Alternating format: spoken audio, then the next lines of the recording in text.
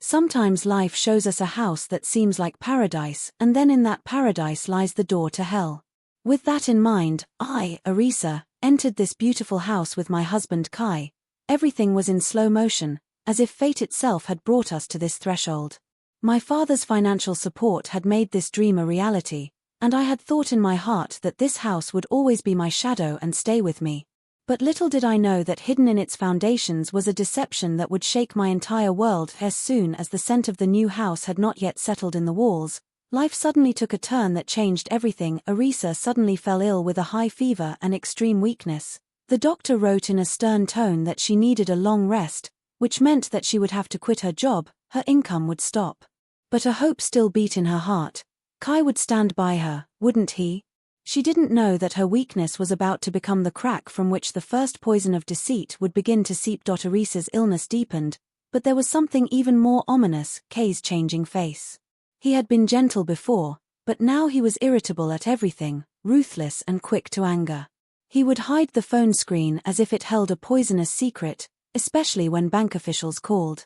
Arisa lay in bed, feeling everything, and dark anime-style overlays would appear in every corner of the room, shadows of tension, clinging to the walls of her house, whispering that something was going to go terribly wrong. The shadows growing in the room had not yet fully settled when one night, when Arisa got up to get water, she heard Kai's low but stern voice from the far end of the hallway. He was bent over the phone, his tone colder than ice. "Yes, all the papers are ready. He is sick, he will not know anything." Arisa passed by with the sound of footsteps. Her ears heard the words but her mind could not connect them. In the fog of weakness and fever, she only felt that the strangeness in Kai's voice made her heart beat irregularly. She did not know that in these words were hidden the threads that would soon tear her whole life apart. Just as the last shadows of the sun dissolve in the evening, so one day Arisa returned from the clinic. Her heart forgot to beat. She gently pushed open the door of the house, and an eerie silence greeted her inside. The room was empty, the floor bare, the walls desolate. Everything was gone, as if someone had erased her entire life. Only one thing remained: a piece of paper on the table, a letter left by Kai. The words made her hands tremble. "Our marriage is over. The house was in my name, I sold it."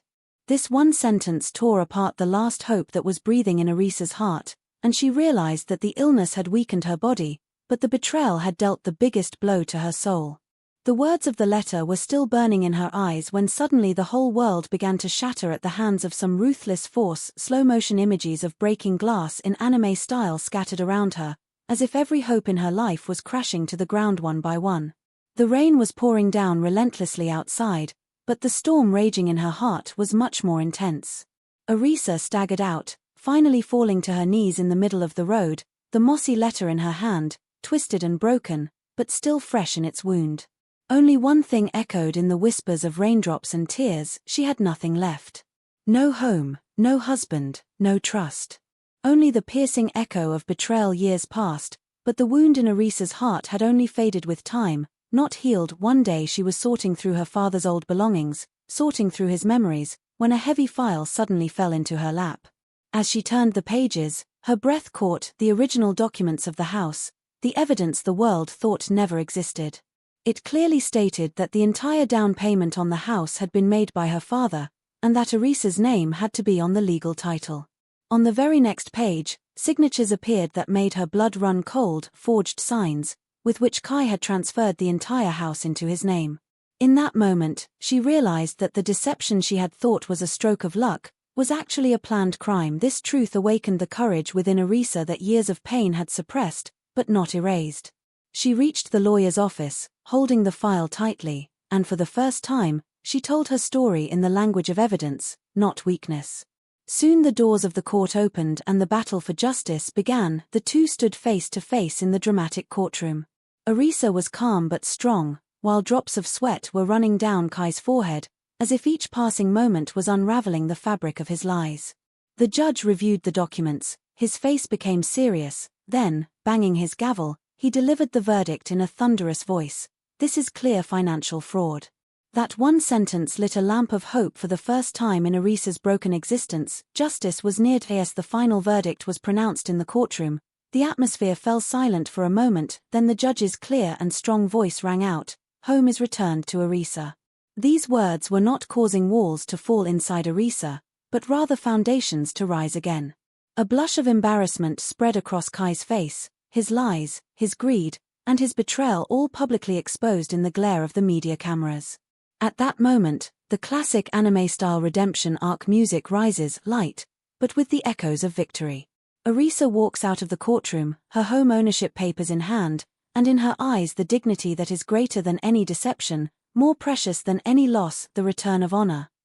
When the key to the house turned in the lock, the door that had been closed to her life years ago opened with a soft click, but today that same door stood as the threshold of a new world. Arisa entered with slow steps.